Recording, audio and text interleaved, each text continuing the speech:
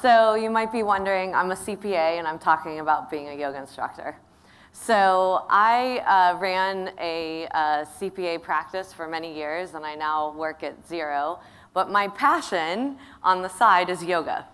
And so when thinking about what to do this talk about today, I thought it really applies to many of us in small business, that we want to do the things we have the most passion for, but do we really know how to run that business?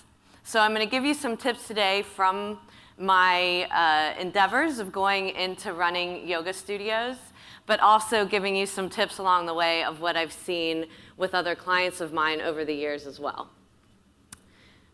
So I really should have led that stretch. So that was a little early, yeah.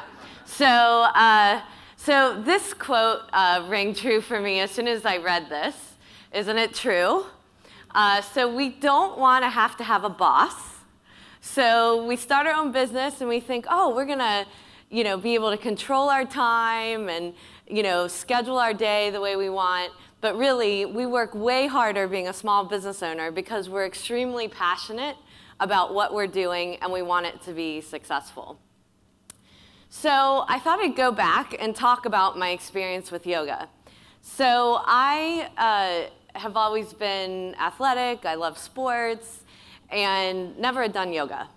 And so I had my second child and had gotten a little bit sick where I couldn't go and work out.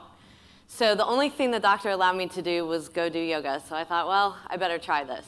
And as I started getting into it, I was like, wow, I never have felt this way after I work out. Like, it's a totally different experience. So the way I am, type A, I can't just do yoga. I end up having to own a business with yoga. So I was a CPA firm partner at the time, and I had gone to yoga, found this instructor that I really loved, and then she ended up becoming a part of a new studio that opened up in my area. And at the time, I was living in Florida. And so I started going to that studio, and the studio owners were partners. And they very quickly got into yoga because they were passionate. One was a very amazing instructor. One had a passion for yoga, but neither one of them were business owners.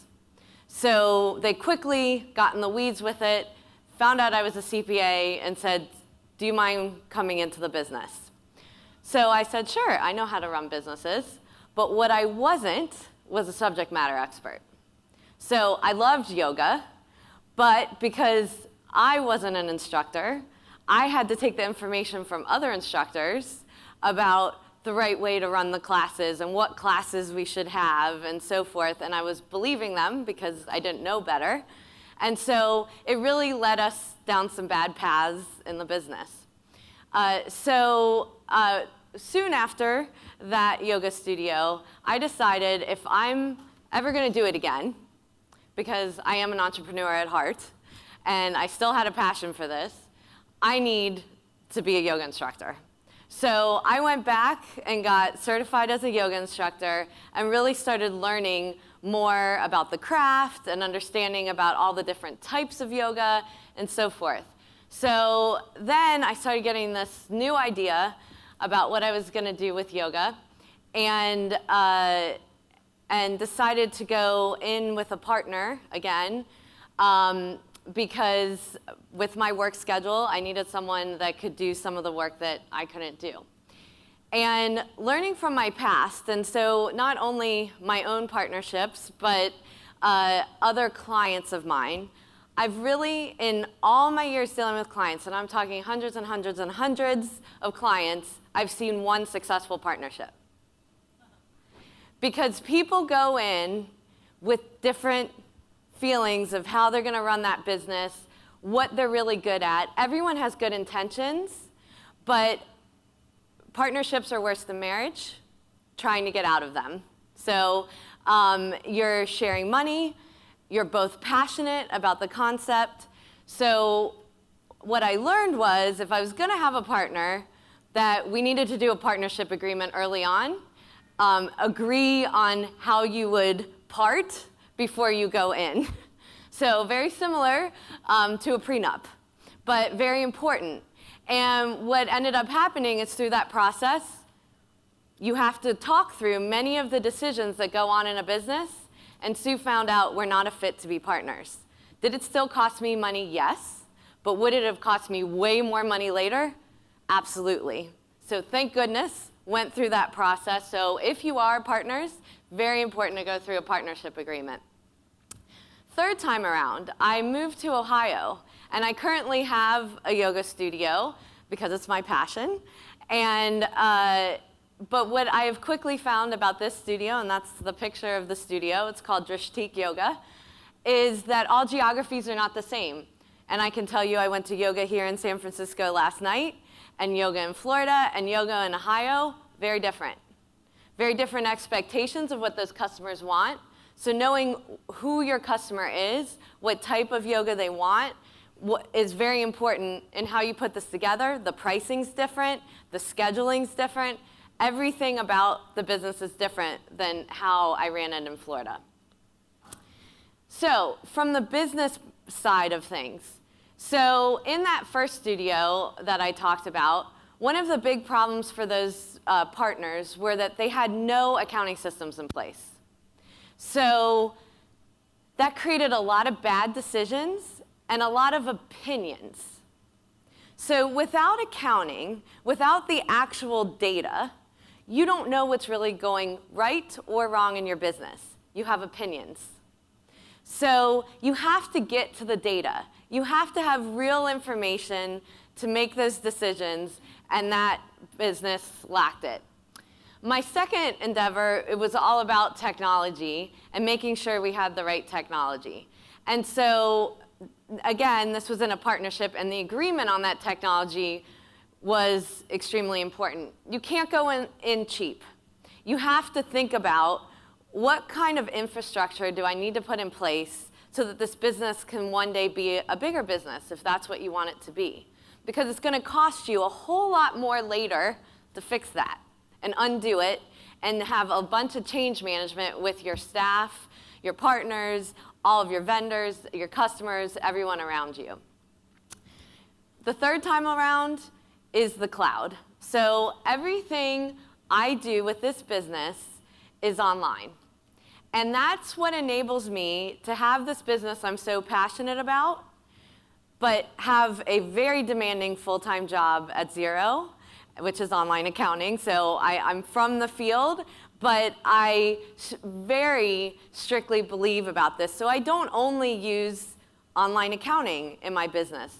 I use every single possible cloud application to make that business run. So I have scheduling software that's in the cloud. I have payment solutions that are in the cloud. We use Dropbox to have files go back and forth. So everything I can access all through my phone, my iPad, on a plane with my wireless connection, I can run the business wherever I'm at. And my job is international. So a lot of times I'm on a totally different time schedule, 12 hours difference, a day ahead, a day behind, and I'm able to help make quick decisions for the business because I can access everything. It gives me the freedom to do that. So, really important piece of having your business is setting goals. So you don't want the business to take control. You want to be running your business. So a lot of people go back to the beginning because you have a passion about something. But you don't picture what that means. There's another studio where the business owner took over, and she was another yoga instructor, and she took it over so that she could create her own class schedule and be able to teach when she wants to teach. There's going to be a rude awakening there because that's not how the business is going to go. There's going to be demanding teachers. There's going to be customers that want certain things. There's going to be all sorts of business decisions you have to make besides teaching the class. Making sure that you have a scalable business to meet the goals that you set for your business. So again, it takes cash to make this happen. You can try to do it on a shoestring budget, and there's a lot of things that can do that for you, but if you don't put a website together, if you don't invest in the right things, then your business is never going to take off. And you're going to wonder why customers aren't showing up at your door. So really important to take the time to invest in that early. If you are not a financial person, get one. So it is really important to understand that side of the business. So there are lots of advisors out there that aren't necessarily tax accountants. They're not auditors. They're advisors that help. I always called this type of business, it's the doctor that would make house calls. Okay, so they're your mentor to kind of, what does this number mean? Why is my cash not where I think it was? They can help you analyze that data and make sure you hit those goals for your business. Getting the right systems and people in place. So when I put this business together this third time, I made sure I had all the right online systems that spoke to each other, that worked together so that I could execute this business from wherever I was. I also made sure to hire the right people that could run that business and easily be able to use the technology that I put in place. Marketing and social media are an absolute must. They are what gets the word out. And if you haven't invested time in your website, that's absolutely number one, because everything you do in social media needs to drive people back to that website. And do not think of your website as a one-time thing. You must do it, work on it on a daily basis where your customers are constantly coming back to it to learn more about you and your business. So my advice, it's a marathon, not a sprint. So be ready for the challenges, the glory, the disappointments, and the fun. So not every day is going to be fun. You're going to have some horrible days, but you have to understand what your end game is. So write down your goals, but don't just do it once. So a lot of people do goal setting, and then they never come back to it. So you need to, on a regular basis, review those goals. Make sure that they're still current. Do you have to revise anything as you've gotten more information about your business? A lot of times you start that business, and it's nowhere the same once you get into it, because your customers are different than you thought. Make sure your business can scale. Separate the business from yourself. So a lot of times we start feeling like this is me, this is who I am, but it's not. You have to realize this is a separate entity. You want it to be successful, but you absolutely have to know when to walk away before things get too bad. So you have to be able to pull those triggers, and that financial person can help you along the way.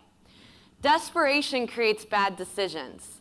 So when things are not going like you thought, or someone isn't acting like you thought, or you're having a problem with an employee, you want to make sure you've got that network of people to ask for help so that you don't create a worse situation than you're in. So be open to advice. Don't think you know everything, because as a business owner, we're just making decisions really fast.